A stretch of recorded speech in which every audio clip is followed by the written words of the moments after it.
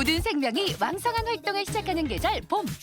바닷속 해산물도 이맘때면 살이 통통하게 올라 우리 밥상을 풍요롭게 해주는데 그중에서도 바지락은 2월부터 4월까지가 제철로 산란기를 대비해 영양분을 보충하는 이맘때가 가장 살이 많고 맛도 좋다. 오늘 건강밥상에서는 봄바다의 선물 바지락과 함께한다. 바지락은 칼로리와 지방 함량이 낮고 단백질, 철분이 많아 다이어트에 좋고 빈혈 예방 효과도 있어 여성에게 좋은 음식입니다. 타우린, 철, 아연이 풍부해 콜레스테롤을 낮추어주고 피로를 회복시키며 메티오닌과 비타민 B, 마그네슘, 칼슘, 철분이 다량 함유되어 간을 보호하고 심신을 안정시켜 숙취 해소, 스트레스, 골다공증 예방에 좋아 노약자나 어린이, 임산부의 영양식으로 좋은 음식입니다. 바지락을 고를 때는 살아있는 것을 골라야 한다. 입이 굳게 닫혀 있어야 하며 껍데기가 깨지지 않고 윤기가 있는 것이 신선한 바지락이다. 오늘 요리의 첫 번째는 고소하고 부드러운 바지락 감자 스프. 그리고 두 번째 요리로 별미 중의 별미 바지락 쌀국수 볶음을 만나보자. 바지락은 국물을 내면 그 깊은 맛이 참 좋죠. 그래서 우리나라에서는 탕이나 국으로 많이 사용하는데요. 오늘은 신선한 바지락과 고소한 감자를 넣어서 만든 스프로 그 깊은 맛을 느껴볼게요. 바지락에 들어있는 메티오닌 성분은 근육을 형성하는 단백질이 잘 합성되도록 도움을 주며 바지락에는 타우린도 많아 심혈관 질환을 막아주고 피로 회복에 효과적이다. 오늘의 첫 번째 요리인 바지락 감자 스프. 먼저 채소 육수를 내기 위한 재료들을 준비한다. 양파, 당근, 샐러리와 파슬리를 적당한 크기로 썰어준 다음 냄비에 잘라놓은 채소와 마늘, 통후추, 월계수 잎을 넣고 재료가 푹 잠길 정도로 찬물을 부어 끓여준다. 이렇게 채소 육수를 만들어 놓으면 각 재료에서 깊은 맛이 우러나와서 다양한 국물 요리에 활용할 수 있습니다. 오늘 요리의 또 다른 주인공 감자도 손질하자. 감자는 되도록 얇게 썰어주고 당근은 작게 깍두기 모양으로 썰어주며 마늘은 세 쪽 분량을 준비해 얇게 슬라이스해준다. 냄비에 올리브 오일을 두르고 버터를 녹인 다음 썰어놓은 감자와 마늘을 넣고 볶아준다. 소금과 후추를 넣고 가늘해가며 잘 저어주다가 재료들이 살짝 익으면 채소 육수를 여러 번에 걸쳐 나눠서 부어가며 끓여준다. 감자는 갈아서 스프의 베이스를 만들어줄 건데요. 슬라이스를 하게 되면 조리 시간을 더욱더 단축시킬 수 있습니다. 감자와 마늘이 충분히 익으면 한 김 식힌 후 핸드블렌더로 곱게 갈아준다. 그리고 생크림과 당근을 넣고 중간 불에서 잘 저어가며 끓여준다. 이번엔 프라이팬에 기름을 두르고 다진 마늘을 넣어 볶다가 마늘 향이 올라오면 바지락을 넣고 볶아준다. 이때 화이트 와인으로 비린내를 잡아주고 바지락이 익으면 다진 파슬리 잎을 뿌려준 후 소금과 후추로 간을 한다. 볶은 바지락은 수프에 넣고 골고루 섞어주며 1, 2분 정도 더 끓여준다. 저는 오늘 바지락만 넣어서 스프를 만들었는데요. 바지락뿐만 아니라 홍합이나 새우, 오징어 같은 해산물을 넣게 되면 더욱더 맛있는 스프를 만드실 수 있어요. 뭉근하게 끓인 스프를 그릇에 담고 슬라이스한 바질 잎을 뿌려주면 바지락 감자 스프 완성! 고소한 감자와 봄바다의 바지락이 만나 이룬 환상의 하모니 바지락 감자 스프. 지친 가족들의 허기진 속을 채워주는 든든한 한 끼다.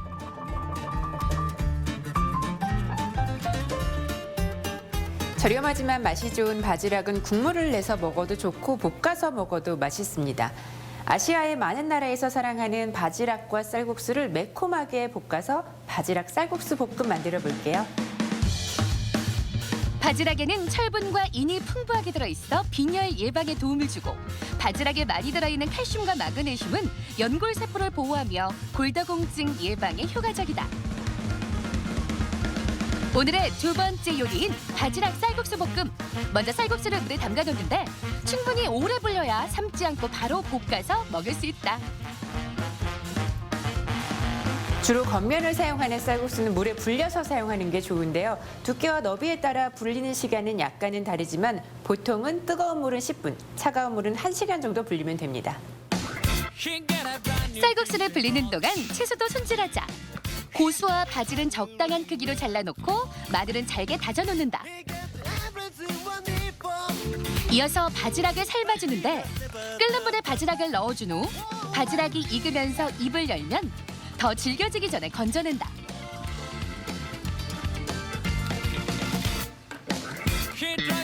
예열한 팬에 기름을 두르고 다진 마늘을 볶아준다. 그리고 태국 고추인 쥐똥고추를 넣어 함께 볶다가 굴소스와 피쉬소스, 설탕도 넣어준다. 여기에 바지락 육수를 조금 붓고 한 소끔 끓여준 다음 불린 쌀국수를 넣은 후 잘 섞어가며 볶아준다. 쌀면은 조리 시간이 너무 길면 질겨지는데요. 서로 면끼리 엉키기 시작하면 다 익은 겁니다. 면이 뻑뻑해지지 않도록 바지락 육수를 조금 더 넣고 볶다가 드디어 삶아놓은 바지락을 넣어준다. 이어서 고수와 후추도 함께 넣은 후 재료들이 소스와 잘 섞이도록 계속 저어주며 단시간을 볶아낸다.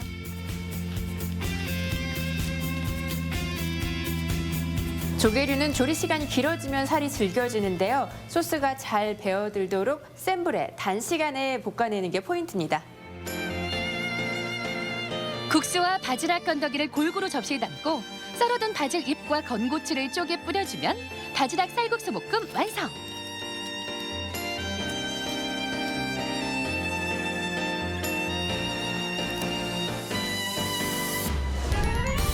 쫄깃한 바지락과 쌀국수의 식감이 살아있는 바지락 쌀국수 볶음. 적당히 매콤하면서 중독성 있는 맛에 누구라도 반하지 않을 수 없게 한다. 바지락은 3, 4월이 제철인 음식으로 식물성 단백질을 보충해주는 된장과 같이 먹으면 좋고 파프리카나 양배추 같은 채소와 같이 먹으면 철분을 효과적으로 섭취할 수 있습니다. 산란기인 7, 8월에는 중독 위험이 있으므로 피하는 것이 좋고 특히 날것으로 먹는 것은 꼭 피해야 합니다. 또한 칼륨이 많아 과다 섭취를 피하고 하루 500g 이하로 드시는 것을 권합니다. 값이 싸면서 영양은 풍부해 우리 식탁에 늘 함께해온 바지락. 특히 봄 조개, 가을 낙지라는 말이 있을 만큼 봄철 바지락은 유난히 맛이 좋고 영양이 풍부하다. 칼국수나 수제비는 물론 볶음이나 젓갈, 회무침 등 조리법 또한 무궁무진한데 새바람이 불어오는 봄, 제철 바지락으로 집밥의 품격을 더해보자.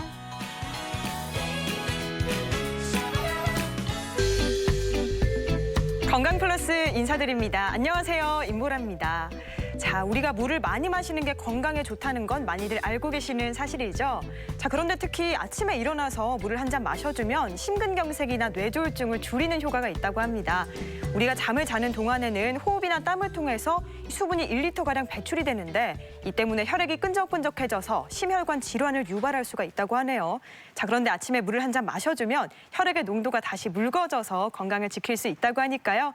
아침에 일어났을 때는 시원한 물 한 잔으로 수분을 충전해 주시면 좋겠습니다.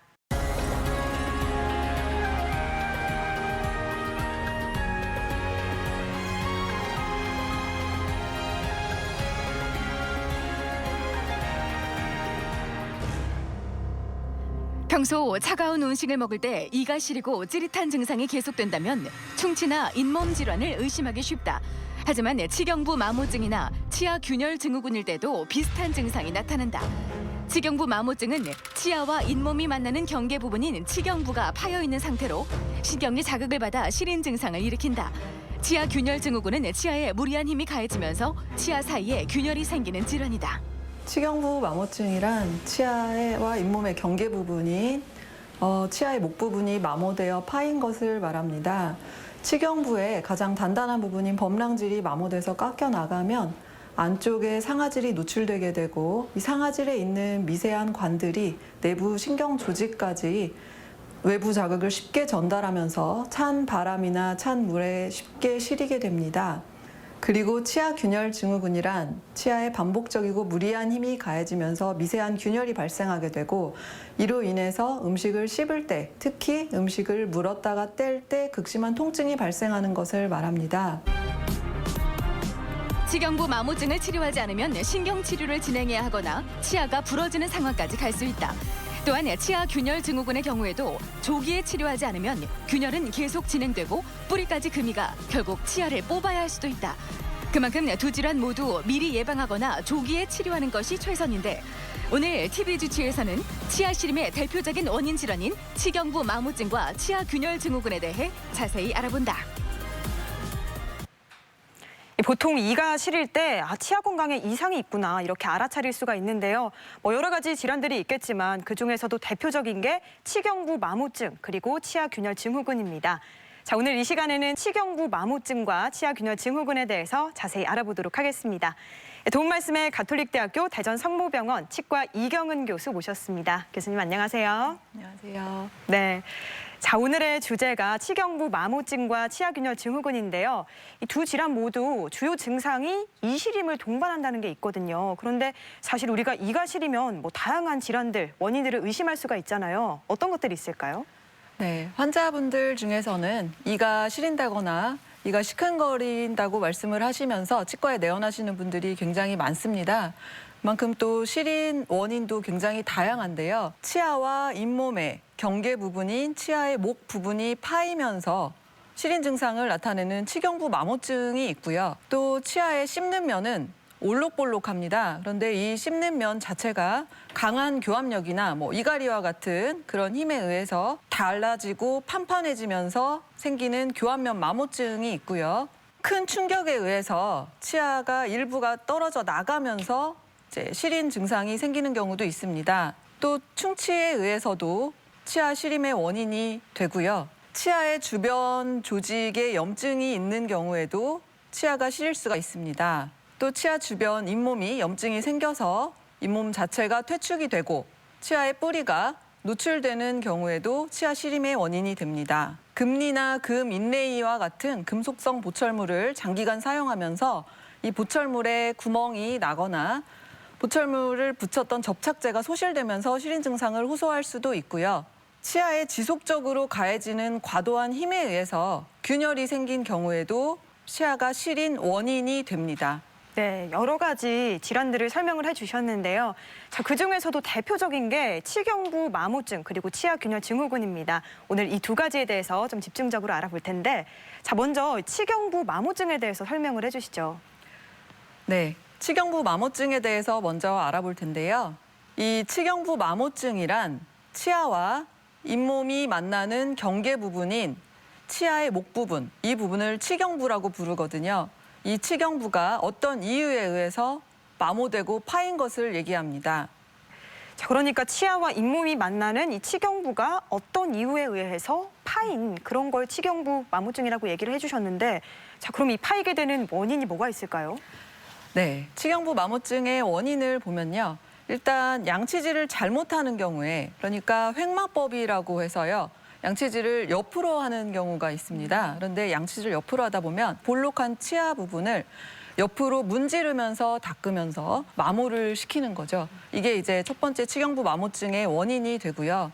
이갈이나 이약물기도 좀 많아졌고요. 또 한국인들은 특히 좀 식감을 즐겨 합니다. 네. 그래서 단단한 음식, 거친 음식을 좋아하고 단단한 음식을 부수면서 먹는 걸 굉장히 좋아하죠.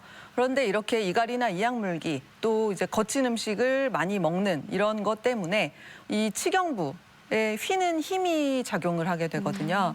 그래서 이 치경부에서 치아가 조금씩 떨어져 나가면서 치경부 마모증이 생기게 됩니다. 또 그 외에 노화도 일조할 수 있고요. 사진을 보시면 너무 익숙한 장면인데요. 굉장히 뻣뻣한 칫솔을 가지고 치약을 듬뿍 묻힌 다음에 손으로 칫솔을 꽉 잡고 힘을 줘서 치아를 옆으로 뻑뻑 문지를 것 같아요.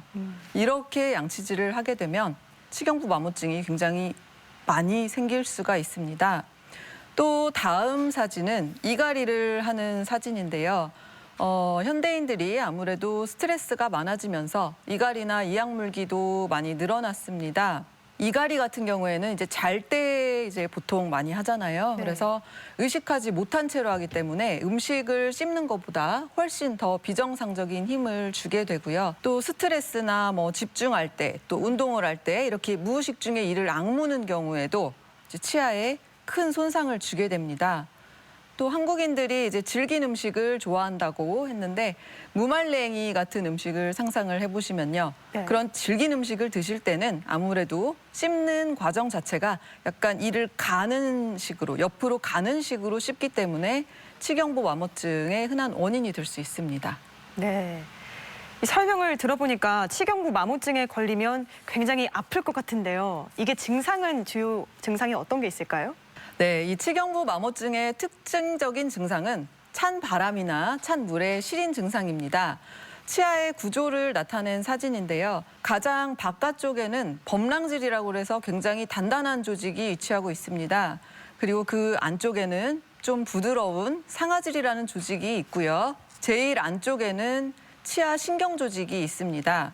그래서 이 가장 바깥쪽에 있는 범랑질이라는 조직은 안쪽의 상아질과 내부 신경 조직을 외부 자극으로부터 보호해주는 역할을 하거든요. 내가 양치질을 옆으로 하면서 이 치아의 목 부분, 이 목 부분을 내 손으로 직접 마모시킨다든지 아니면 뭐 이갈이나 이약물기, 질긴 음식을 먹는 그런 습관으로 인해서 어떤 치아에 이 과도한 교합력을 주고 그러면서 이 치경부에 휘는 힘이 집중해서 치경부에서 직접 치아가 조금씩 떨어져 나가는 경우에 이 범랑질이 소실이 되게 되겠죠. 그러면 안쪽에 상아질이 노출이 되고요.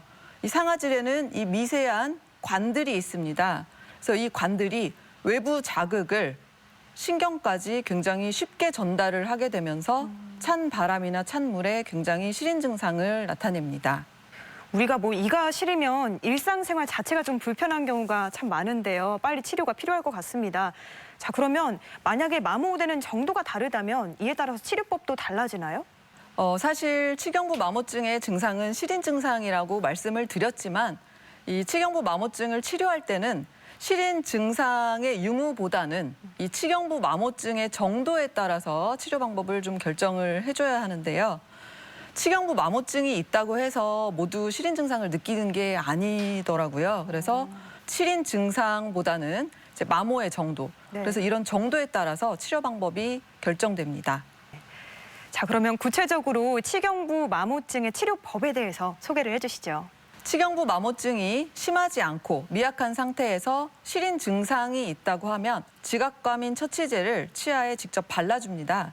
그리고 시린니 전용 치약을 사용을 하고요. 또 이제 습관을 조절을 해서 치아 자체가 마모되는 것을 좀 방지해줘야 할 겁니다. 두 번째로는 이제 어느 정도 이렇게 마모가 된 경우인데요. 시린 증상이 없더라도 이 부분을 이제 레진이나 글라스 아이오노머라는 재료를 이용해서 이 파여져 있는 부분을 메워줘야 됩니다. 그래서 치아가 더 마모되는 것을 방지를 해줘야 하고요. 치아 마모 정도, 치경부 마모의 정도가 굉장히 심하죠. 그래서 신경이 노출이 될 정도입니다. 그래서 이렇게까지 실제로 마모가 되었는데도 불구하고 증상이 없는 환자분들도 계시거든요. 그런데 이렇게 마모가 심한 경우에는 증상하고는 또 관계없이 신경치료를 시행을 해야 하고요. 그리고 포스트라고 하는 일종의 기둥을 세워주고 크라운으로 씌워줘야 합니다.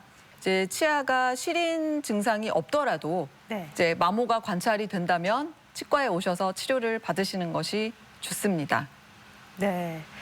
말씀을 들어보니까 다양한 치료법이 있는데 사실 가장 좋은 건 우리가 이런 질환이 생기지 않게 예방하는 것 아니겠습니까? 예방법으로 어떤 것들이 있을까요? 네, 치경부 마모증은 예방이 중요합니다. 그래서 시린 증상을 완화시키거나 치아의 마모된 부분을 채우는 것도 중요하지만 더 이상 치아가 손상되지 않도록 예방하는 것이 제일 중요하고요. 양치질을 잘못하면서 내 손으로 직접 치아의 옆면을 이제 갈아내는, 마모시키는 그런 양치질법이 있다고 말씀을 드렸잖아요. 네. 그래서 올바른 양치질 일단 굉장히 중요합니다. 그래서 옆으로 문지르는 방식의 횡마법이 아니라 위아래로 닦는 회전법을 이용을 해줘야 하고요. 뻣뻣한 칫솔보다는 부드러운 칫솔을 이용해서 치아의 결대로 세세하고 꼼꼼하게 닦아주는 것이 좋습니다. 딱딱하고 질긴 음식을 피하고 그리고 이갈이나 이약물기와 같은 악습관이 있다면 조절해 주는 것이 좋습니다. 네, 건강 플러스 오늘은 치아 시림을 일으키는 두 가지 질환에 대해서 이야기 나누고 있는데요. 자, 이번에는 병원에 직접 찾아가서 이 두 질환의 진단법과 치료법에 대해 알아보도록 하겠습니다. 화면으로 만나보시죠. 치아는 가장 딱딱한 부위인 범랑질과 그 안에 부드러운 상아질로 이루어져 있다. 여러 가지 이유로 외부의 범랑질이 마모되면 상아질 안에 있는 신경관이 노출돼 감각이 전달될 때 자극을 주게 된다. 이로 인해 약한 외부 자극에도 시림 증상이 생기게 되는데 이를 치경부 마모증이란다. 치경부 마모증은 인접한 여러 개 치아에 동시에 나타나는 특징이 있다. 어디가 불편해서 오셨어요? 평소에 양치할 때라든지 찬 음식 먹을 때 이빨이 시려서 왔습니다. 찬 기운이 사라지면 혹시 증상이 바로 사라지셨나요? 찬물 같은 거 먹고 나면은 바로 사라졌어요. 혹시 양치질을 옆으로 한다거나 단단한 음식을 좀 좋아하거나 아니면 운동 같은 거 할 때 이약물기 같은 게 좀 있으신가요? 평소 웨이트 할 때 이를 좀 악물고 하고요. 평소에 또 단단한 거 음식 좋아합니다. 치경부 마모증은 잘못된 양치질이 원인이 되는 경우가 많은데 치아를 옆으로 닦으면 치아의 옆면에 자극을 줘 이를 닳게 할 수 있다. 또한 치아를 악무는 습관도 특정 치아에 수직적인 충격을 가해 치경부 함모를 유발할 수 있다. 이 환자는 하악 좌측 제1소구치부터 제2대구치까지 치경부 마모증이 관찰되었습니다. 제1소구치와 제2소구치는 증상은 없었지만 치경부 마모가 어느 정도 진행되어서 레진으로 치료를 하였고요. 제1대구치와 제2대구치는 마모의 정도는 미약했지만 증상이 있었고 지각과민 처치대를 도포를 하고 습관을 조절하도록 하였습니다. 치경부 마모증 진단은 주로 육안으로 관찰이 가능하며 진행 정도에 따라서 치료를 결정하게 되는데 치경부 마모증이 생겼다고 모두 치료가 필요한 것은 아니다. 증상이 경미하거나 마모 초기 단계일 경우 양치 습관을 교정해주는 것만으로 진행을 막을 수 있다. 하지만 증상이 심하거나 마모가 많이 진행된 경우에는 레진을 이용해 파인 부분을 메우는 치료를 할 수 있으며 레진 치료와 병행해 지각 과민 처치제 등을 도포하기도 한다. 어디가 불편해서 오셨어요? 한 달 전쯤에 오른쪽으로 음식을 씹다가 갑자기 찌릿했는데 그 뒤로 괜찮아서 그냥 지냈어요. 네. 근데 최근에 다시 아파서 검사 받으러 왔어요. 차가운 음식 드실 때는 어떠셨어요? 좀 시리셨어요? 아니요, 괜찮았어요. 지속적인 충격으로 치아에 금이 가고 이 틈으로 세균이 침입해 통증을 느끼는 치아 균열 증후군. 흔히 어금니 부위에 많이 나타나며 전 세계적으로 유독 우리나라에서 많이 발생한다. 딱딱하고 질긴 음식을 자주 먹는 식습관과 운동을 하거나 집중할 때 무의식적으로 이를 악무는 습성이 원인이 될 수 있다.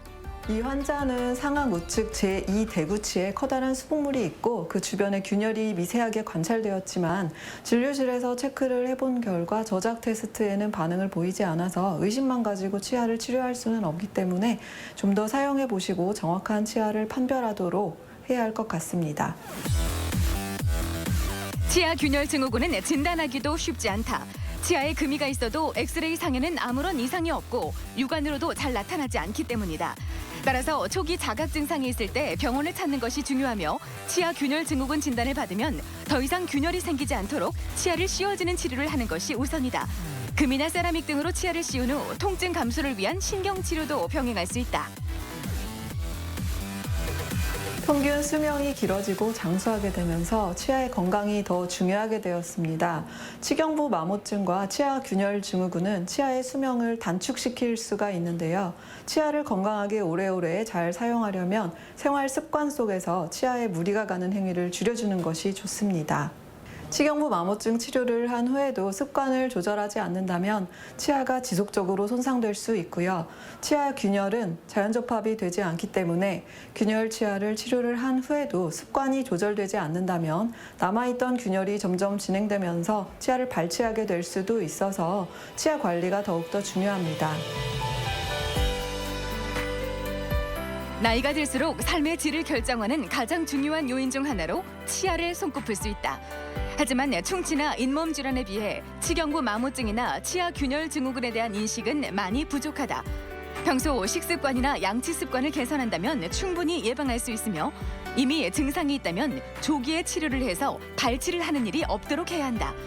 치아 건강 또한 건강할 때 지켜야 한다는 점을 명심하자. 네, 병원을 찾아가서 환자들을 만나보고 치경부 마모증과 치아균열 증후군에 대해서 살펴봤습니다. 자, 계속해서 치아균열 증후군에 대해서 알아보도록 하겠습니다. 치아균열 증후군, 정확하게 어떤 질환인가요? 네, 치아균열 증후군이 특징적으로 보여지는 사진인데요. 이제 기존 수복물이 있고요. 그 주변으로 균열이 여러 군데 보이고 있습니다. 그래서 이 균열 증후군의 정의를 한번 보시면요. 치아균열 증후군이란 치아에 반복적이고 무리한 힘이 가해져서 미세한 균열, 즉 가느다란 금이 생기고요. 이로 인해서 음식을 씹을 때마다 특히 음식을 물었다가 뗄 때입니다. 이런 때 깜짝 놀랄 정도의 시큰거리거나 찌릿한 통증이 발생하는 것을 얘기하고요. 이렇게 이제 사진처럼 균열이 발생한 경우에 이 균열을 방치하게 되면 점점 더 진행이 되고요. 그러면서 이 균열이 점점 벌어집니다. 그래서 치아가 파절이 됩니다. 자, 그런데 언뜻 들어보면 우리가 치아에 금이 가거나 균열이 생기면 스스로 금방 알아챌 수 있을 것 같은데 또 그렇지가 않다고 하더라고요. 균열이 어떤 식으로 발생하는 건가요? 네, 사진 한번 같이 보시겠습니다. 치아에 씹는 면에는 이제 윗부분이 조금 넓고 밑부분으로 갈수록 좁아지는 V자 형태의 홈이 있습니다. 그런데 이 홈에 우연히 딱 맞는 크기의 음식물 조각이 들어갔다고 생각을 하고 이제 적절한 힘으로 씹었다고 생각을 해보면 치아에 실금이 가면서 찌릿한 통증을 느끼게 됩니다. 그런데 이 초기에는 균열을 벌어지게 하는 특정 각도에서 씹을 때에만 통증이 나타나거든요. 이 균열을 방치하게 되면 점점 더 진행돼서 음식을 씹을 때마다 통증을 나타나게 되고 균열이 더 진행되면서 뿌리 쪽까지 진행이 된다면 치아를 발치해야 합니다. 자, 그런데 교수님 말씀을 듣다 보니까 궁금해지는 게요. 그럼 이가 깨지는 거랑은 완전히 다른 거네요? 그렇죠. 치아 균열과 치아 파절은 좀 다릅니다. 균열이 심해지면 파절이 되는 거고요. 네. 네. 치아 균열 증후군의 원인을 한번 보면 치아에 지속적으로 가해지는 과도한 힘에 의해서 치아 균열 증후군이 생기는데요. 첫 번째로는 단단한 음식이나 질긴 음식을 지속적으로 먹으면서 강한 저자갑을 주는 경우에 치아 균열이 생길 수가 있고요. 네. 또 음식물 속에 단단한 이물질을 잘못 씹으면서도 균열이 생길 수 있습니다. 두 번째로는 이제 이갈이와 이약물기인데요. 이제 의식하지 못한 채로 이루어지는 과정들이기 때문에 치아에 비정상적인 힘을 주고요. 세 번째로는 치아에 누적되었던 피로나 마모 때문에 균열이 생길 수도 있고요. 네 번째로 치아에 부적절하게 가해지는 접촉에 의해서도 균열이 생길 수 있습니다. 또 마지막으로 충치가 있거나 큰 크기의 충전물로 인해서 치아가 약해져 있다가 쐐기작용에 의해서도 균열이 생길 수 있습니다. 자, 앞서 치아 균열 증후군에 걸리면 이 찌릿한 통증이 동반된다고 말씀을 해주셨는데 이걸 포함해서 다양한 증상들 어떤 게 있을까요?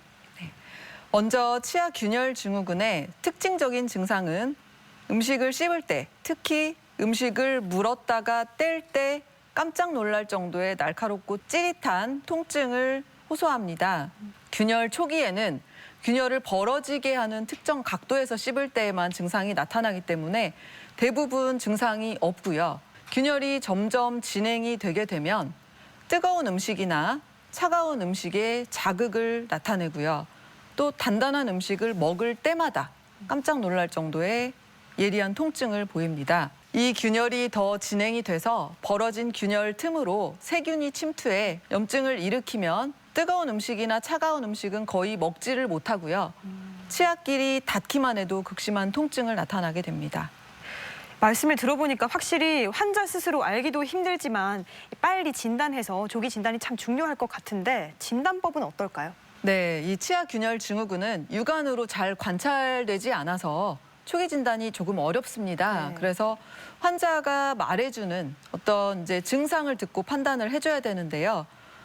최근에 음식을 먹다가 딱딱한 음식을 잘못 씹었는데 치아가 깜짝 놀랄 만큼 찌릿하게 아팠습니다. 뭐 이렇게 말씀해 주실 수도 있고요. 얼마 전부터 음식을 씹을 때마다 시큰한데 단단한 음식을 먹을 때마다 시큰한 것 같아요. 이렇게 얘기해 주실 수도 있고요. 또 음식을 먹다가 전기가 흐르듯 찌릿한 느낌을 몇 번 받았는데 그 후로는 그 느낌이 너무 불쾌해서 그쪽으로는 음식을 먹지 않아요. 이런 식의 어떤 저작과 관련된, 씹는 것과 관련된 증상을 듣고 진료실에서 저작 검사를 해보는 거죠. 음식을 씹을 때 나타났던 증상과 비슷한 증상이 재현이 되는지 확인을 해보고 이제 진단을 할 수가 있겠습니다. 맨 처음에 육안으로 균열이 어디 있나 관찰을 한번 해보겠죠. 그런데 이 균열은 육안으로 관찰되는 경우가 50% 미만이라고 합니다. 그래서 잘 안 보이는 경우가 굉장히 많고요. 네. 또 치과에 있는 탐침이라고 해서 굉장히 날카로운 기구를 이용해서 치아의 겉표면을 주의 깊게 스크래치를 해보고요. 걸리는 부분이 있는지 한번 확인을 해봅니다. 세 번째, 저작 검사가 제일 중요한데요. 이 저작 검사라는 게 이제 환자가 음식을 씹을 때 느꼈던 그런 통증을 이제 진료실에서 재현을 해보는 거거든요. 사용하기 편한 것, 사진에는 이렇게 고무를 물려봤죠. 이제 통증이 있는지, 그리고 통증이 있다면 음식을 씹을 때 경험했던 통증과 비슷한지 확인을 해서 저작 검사를 합니다. 또 균열이 있는 경우에 광중압기에 이제 불빛을 직각으로 조사하거나 메틸렌블루라는 염색 시약을 치아면에 도포를 하면 균열선이 관찰되기도 합니다. 네, 치아균열 증후군이 참 진단도 치료도 쉽지가 않은 것 같은데요. 이 어려움은 어떻습니까? 네, 이 치아균열 증후군은 진단도 어렵고 치료도 어려워서 그 환자분과 오해가 쌓이기가 쉬워요. 그래서 어떤 오해가 쌓일 수 있는지 또 어떤 어려움이 있는지 같이 한번 보시면요. 첫 번째로는 균열을 항상 관찰할 수 있지가 않습니다. 근데 초기 균열이라고 하면 아무것도 안 보이고 깨끗할 겁니다. 네.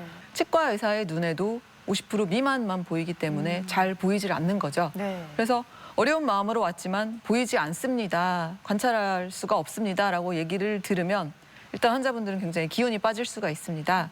두 번째로는 진료실 재현 여부입니다. 균열이 있을 때 이제 저작 검사를 통해서 진료실에서 내가 느꼈던, 경험했던 통증과 비슷한 통증인지 확인을 해봐야 되는데요. 초기 균열 같은 경우에는 그 균열이 벌어지는 방향으로 씹을 때에만, 특정 각도에서 씹을 때에만 증상이 나타나잖아요. 그래서 증상이 없는 경우가 굉장히 많죠. 이런 경우에는 저희가 좀 더 사용해 보시고 증상이 반복되면 오셔야 됩니다. 이렇게 말씀을 드려요.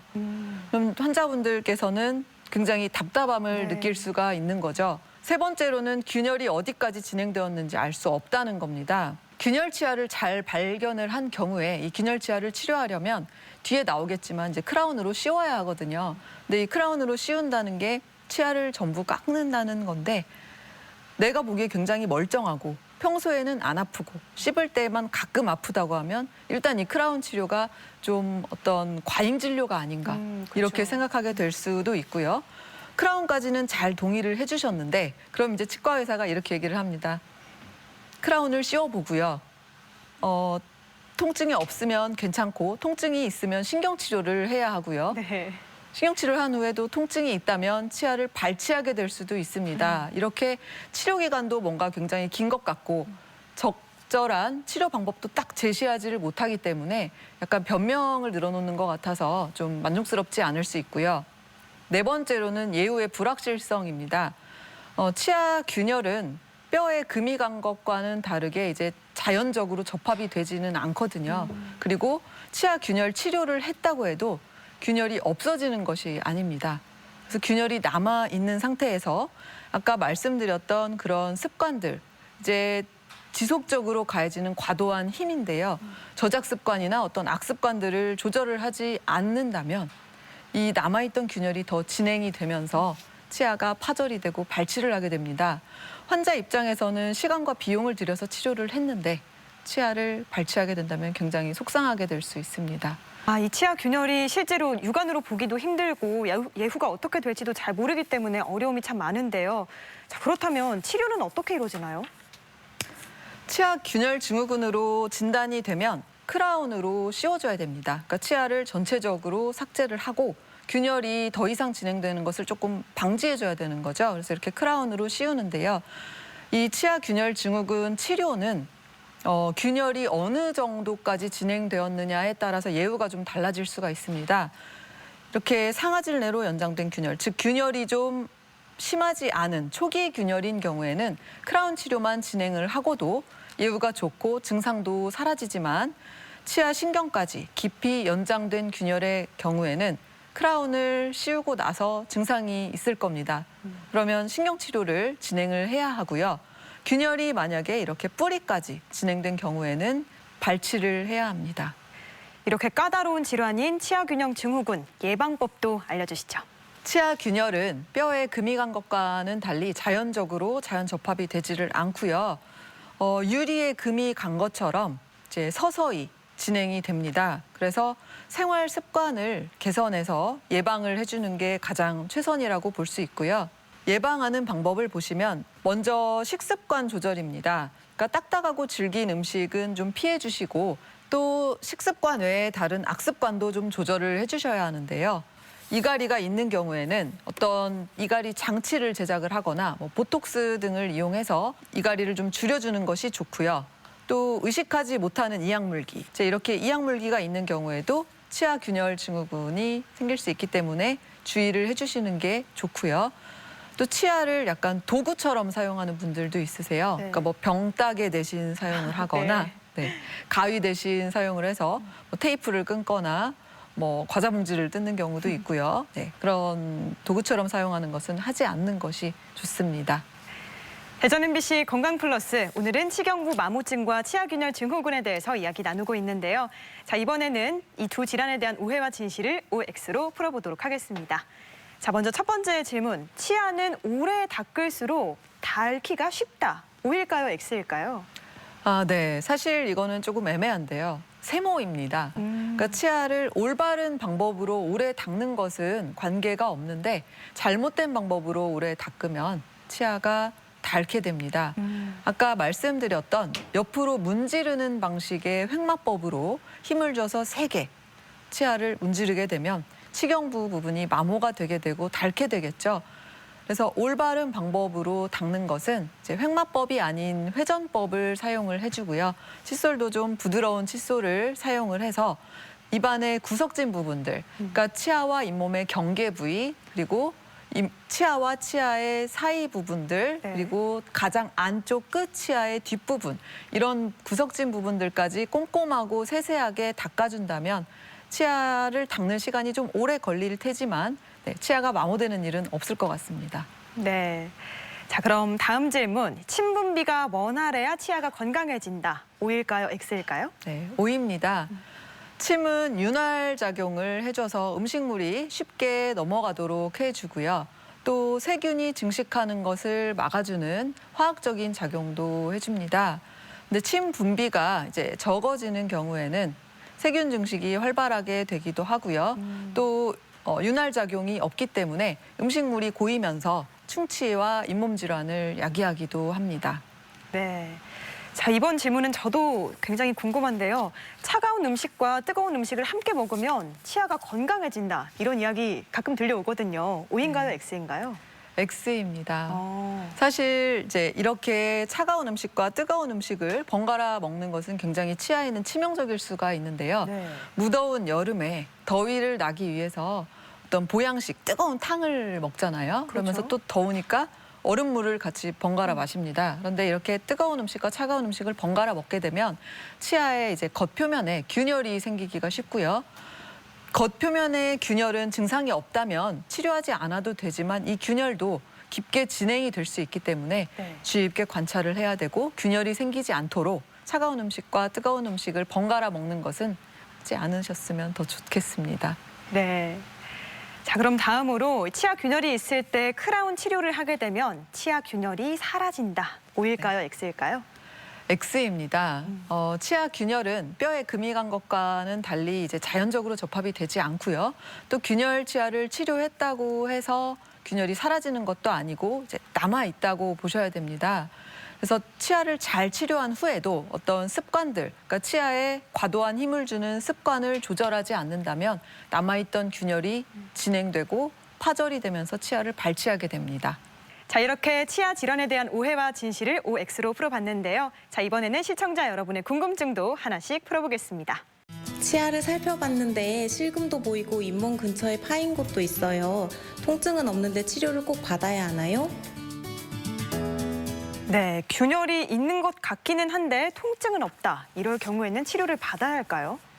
네, 실금도 보이고 잇몸 근처에 파인 곳도 있다고 말씀해 주시는 것으로 보아서 균열도 좀 의심이 되고요. 네. 또 치경부 마모증도 같이 의심이 되는 상황인데요. 균열 같은 경우에는 이제 육안으로 보이지만 증상이 없는 경우에는 치료를 하지 않는 경우가 많습니다. 그리고 심미적으로 문제가 되는 앞니 쪽 균열의 경우에는 뭐 레진이나 라미네이트를 이용해서 좀 수복을 해주는 경우도 간혹 있을 수 있고요. 그렇지만 이런 초기 균열의 경우에도 이제 더 깊게 진행이 될 수 있기 때문에 주기적으로 관찰을 하는 것이 필요합니다. 치경부 마모증 같은 경우에는 조금 다른데요. 증상이 없더라도, 그러니까 실인 증상이겠죠. 근데 실인 증상이 없더라도 치경부 마모증의 정도에 따라서 치료를 해야 하는 경우도 있거든요. 증상이 없이 치경부 마모증이 계속 진행되는 분들도 많이 있으시고요.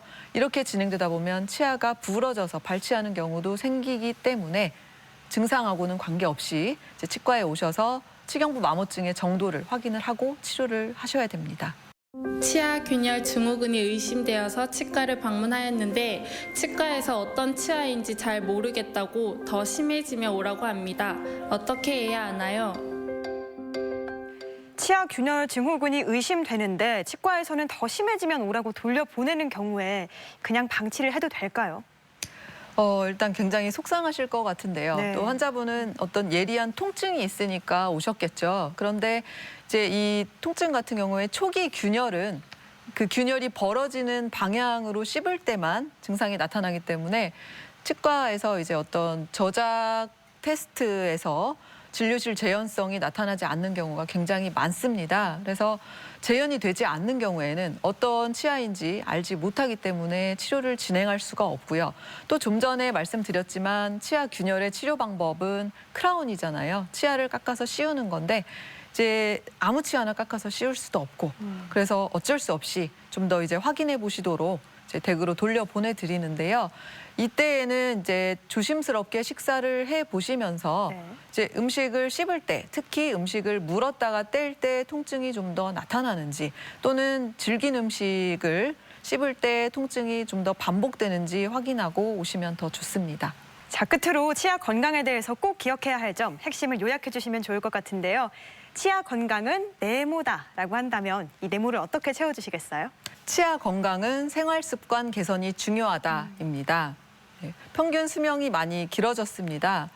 10년쯤 후에는 140세 시대가 온다고 예견한 학자도 있다고 하고요. 이렇게 평균 수명이 길어지고 장수하게 되면서 튼튼하고 건강한 치아가 많이 중요해졌습니다. 치경부 마모증이나 치아 균열 증후군이 있는 경우에는 치아의 수명을 더 단축시킬 수가 있고요. 치아는 훈련한다고 절대 튼튼해지지가 않습니다. 험하게 쓸수록 닳고 마모되고 망가지는 거거든요. 네. 그래서 생활 습관 중에 이제 치아를 좀 마모시키는 또 닳게 하는 또 치아를 무리가 가게 하는 행위가 있다면 줄여주는 것이 좋습니다. 한 가지만 더 덧붙여서 말씀을 드리면 네. 치아 건강을 위해서 이제 치과에 아플 때 오시는 분들이 대부분이신데요. 사실은 정기 검진을 받으시는 게 훨씬 좋습니다. 네, 건강하신 분들은 기저질환이 없으신 분들은 6개월에서 1년에 한 번 정도 오시면 되고요. 기저질환이 있으신 분들은 3개월에서 6개월에 한 번씩 내원을 하셔서 내 치아의 상태가 어떤지 괜찮은지 또 내가 치아 관리를 잘 하고 있는지 치과 의사분한테 이제 보여드리는 게 좋고 별다른 이상이 없으니까 다음 내원 때 뵙겠습니다. 이런 얘기를 들어주시는 게 치아 건강을 위한 지름길이라고 볼 수 있겠습니다. 네. 정기 검진이 가장 지름길이다 이렇게 말씀해 주셨습니다. 자, 이렇게 치경부 마모증과 치아균열 증후군에 대해서 자세히 알아봤습니다. 지금까지 도움 말씀에 치과 이경은 교수였습니다. 오늘 말씀 고맙습니다. 감사합니다. 요즘은 100세 시대라고들 하죠. 이 건강하고 행복하게 이 100세 시대를 나기 위해서는 치아 건강을 지키는 게 무엇보다 중요할 것 같은데요. 질환은 미리 예방을 해주시고 관리를 해주시면 좋겠습니다. 건강 플러스, 오늘 저희가 준비한 소식은 여기까지입니다. 건강한 한 주 보내시고요. 저는 이 시간에 다음 인사드리겠습니다. 시청해주신 여러분 고맙습니다.